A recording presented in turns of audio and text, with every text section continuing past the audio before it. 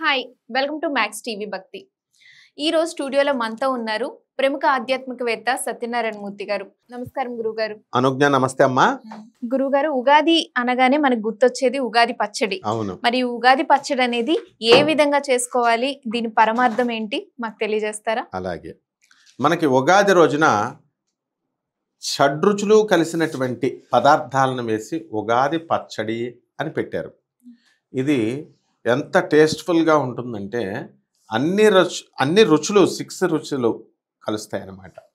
అంటే శని చేదుగా ఉంటాడు, ఉప్పు తర్వాత చేదు, ఉప్పు, పులుపు శుక్రుడు పులుపు, గురుడు తీపి, వగరు పొగరగా ఉంది అంటాం, వగరగా ఆ వగరు. ఆ విధంగా ఈ యొక్క నవరసాలు అని మనం చెప్తాం కదా, మామిడి పండ్లలోనే రకరకాల రుచులు ఉంటాయి. బంగినపల్లి తీపిగా ఉంటుంది, చెరుకు రసం వేరేలాగా ఉంటుంది. ఇలా మనము ఈ 6 రుచుల్ని మనం మేళవించి తీసుకొని మన జీవితంలో వచ్చేటటువంటి కష్టాలు సుఖాలు అన్నిటిని సమానంగా భరించాలి అని దీనికి సింబాలిక్గా ఈ పచ్చడిని పెట్టారు. అంటే రాయలసీమలో ఈ పచ్చడి ఎలా చేస్తారంటే అసలు వేప ఆకులు వేప పువ్వు నమిలేస్తారు. వేప పువ్వు నమిలితే పర్వాలేదు, వేపాకును మాత్రమే నమిలే గ్రామాలు కొన్ని ఉన్నాయి. ఓన్లీ వేపాకు అదే అది వాళ్ళకి. నెక్స్ట్ వేప పువ్వు బెల్లము కలిపి లేదా పంచదార కలిపి నవ్వులుతారు ఇప్పుడు కూడా.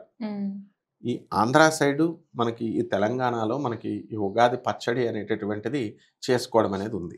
ఇది అసలు ఎప్పటి నుంచి ఉంది గురుగారు? ఉగాది పుట్టినప్పటి నుంచి, మామిడి చెట్టు పుట్టినప్పటి నుంచి ఉంది ఇది. ఎందుకంటే బ్రహ్మదేవుడు కనిపెట్టింది, బ్రహ్మదేవుడు. ఎందుకంటే వేప పువ్వు, వేప చెట్టు దేవతా వృక్షం. ఉసిరికాయ కూడా వేస్తాం, అది పులుపు. తర్వాత ఈ ఆమ్లం అంటే ఆమ్ల ఫలాలు, మనకి మామిడి ఫలాలు, తర్వాత అది పులుపు. నెక్స్ట్ చెరుకు రసం వేస్తాం చక్కగా, పచ్చి మామిడికాయ ముక్కలు, శనగపప్పు వేస్తాం, ధాన్యాలు కూడా. అంటే నవగ్రహాలకు సంబంధించినవన్నీ, అరటిపండు కొంచెం వేస్తాం, కొబ్బరి ముక్కలు కొంచెం వేస్తాం. సో ఇవన్నీ కూడా వేసి మనం పచ్చడి చేస్తాం. అందువల్ల చింతపండు ఫస్ట్ మనము ఏం చేయాలి, ఎలా చేయాలి అంటే ఫస్ట్ కొన్ని నీళ్లు తీసుకుంటాం. నీళ్ళల్లో చక్కగా చింతపండు పులుసు పిసుక్కొని ఉంచుకుంటాం. మరీ ఎక్కువ వేస్తే పులుపు ఎక్కువ అవుతుంది కాబట్టి మామిడికాయలు, ఉసిరికాయలు ఇవన్నీ వేస్తాం కదా, అందుకోసం. ఆ తర్వాత మామిడి ముక్కల్ని చిన్నగా దోరగా సన్నగా చిన్నగా కట్ చేసుకుంటాం. శనగపప్పు, వేపిన శనగపప్పు సైజులో అవి అందులో వేయాలి. ఆ తర్వాత వేప పువ్వు, ఇది మెయిన్ హీరో అనమాట. ఇక్కడ మెయిన్ రోల్ వేప పువ్వుది, చేదు.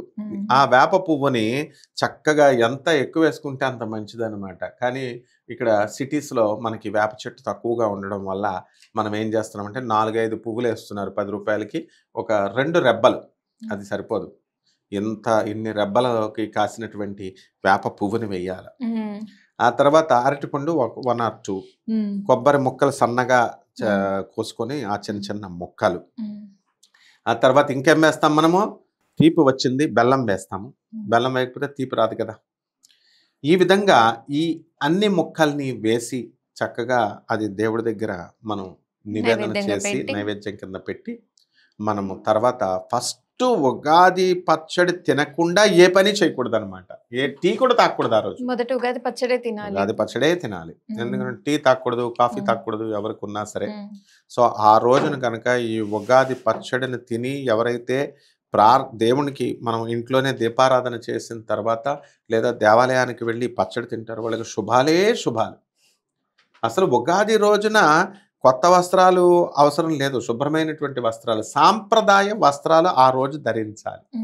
అంటే మనం పంచెలు కట్టుకుంటారు మగవాళ్ళు, ఆడవాళ్ళు శారీసు డ్రెస్సులు వేసుకుంటారు. సాంప్రదాయబద్ధమైనటువంటి ఆ సాంప్రదాయం, తెలుగు సాంప్రదాయం. ఓ తెలుగమ్మాయి అని సినిమా వచ్చింది కదా, అలా ఆ తెలుగమ్మాయి ఆ రోజు చూడగానే అబ్బా మా తెలుగమ్మాయి అని అనిపించాలన్నమాట. ఆ విధంగా చక్కగా వీళ్ళంతా ఆ పచ్చడిని తిన్న తర్వాత ఏదో మనకి ఇష్టమైనటువంటి దేవాలయానికి మనం వెళ్ళొచ్చు.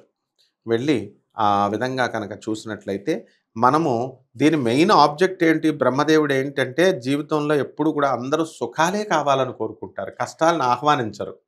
But it is inevitable. కష్టం ఆపుకోలేం మనం, మన కర్మ ప్రకారము అడ్జస్ట్ చేస్తాడు దేవుడు.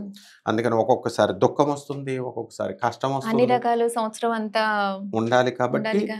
గెట్ రెడీ, గెట్ సెట్ అని చెప్పడమే ఈ యొక్క ఉగాది పచ్చడి యొక్క యొక్క పరమార్థం. ఇదనమాట.